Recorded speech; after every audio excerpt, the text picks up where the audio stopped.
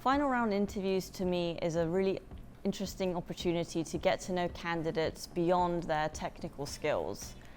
We look at candidates from kind of the skills and the technical competencies that consist of a role, but beyond that it's also about the values and the behaviors.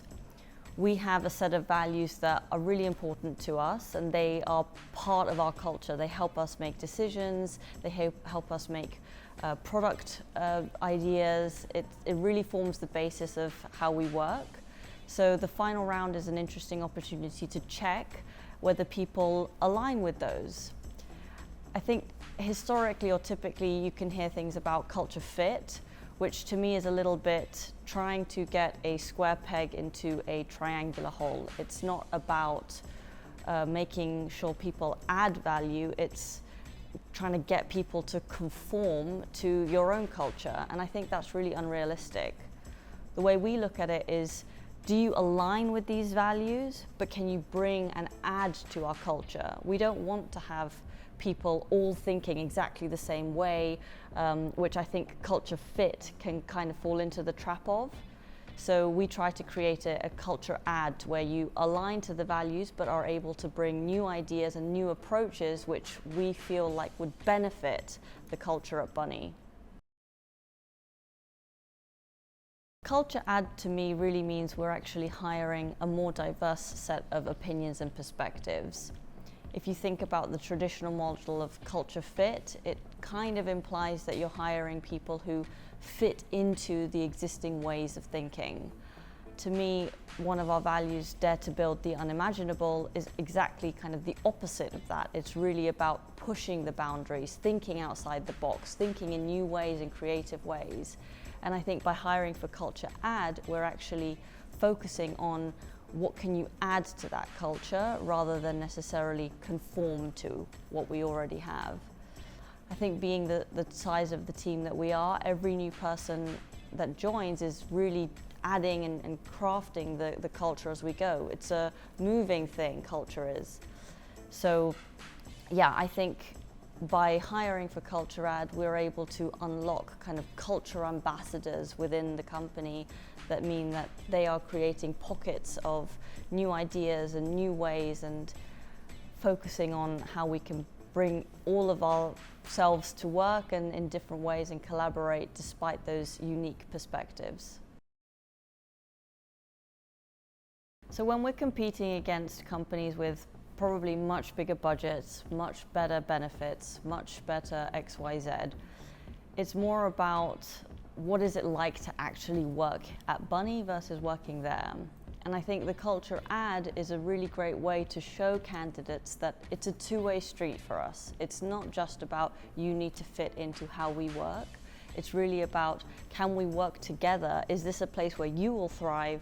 Is this an environment where you can do your best work by contributing actively?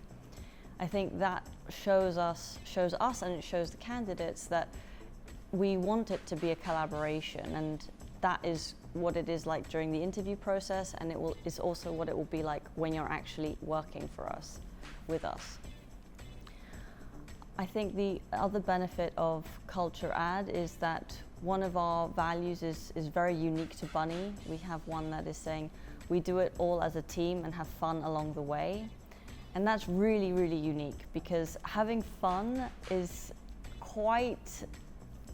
it's not really usual at your workplace. Definitely people don't really talk about having fun actively. And I think that's something that we all really try to do genuinely. And I think being able to see that as part of the interview process highlights what it will be like to then work at Bunny. And we use that as a way to differentiate ourselves when we've got competing, when candidates have competing offers. You know, it's very much a work in progress.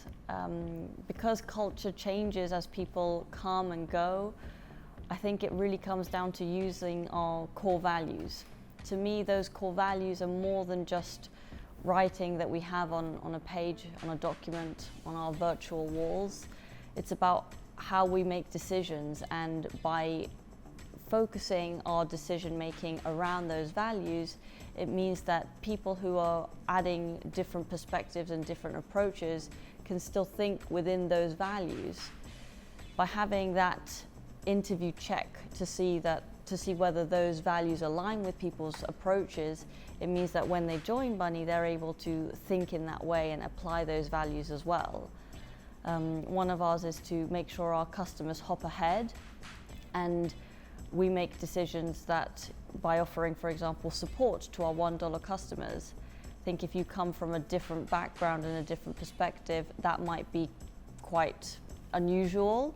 But if you align with the values, you're able to understand why we make those decisions. And so even if you have a new, unique approach, you can still think about how does those decisions fall into those values.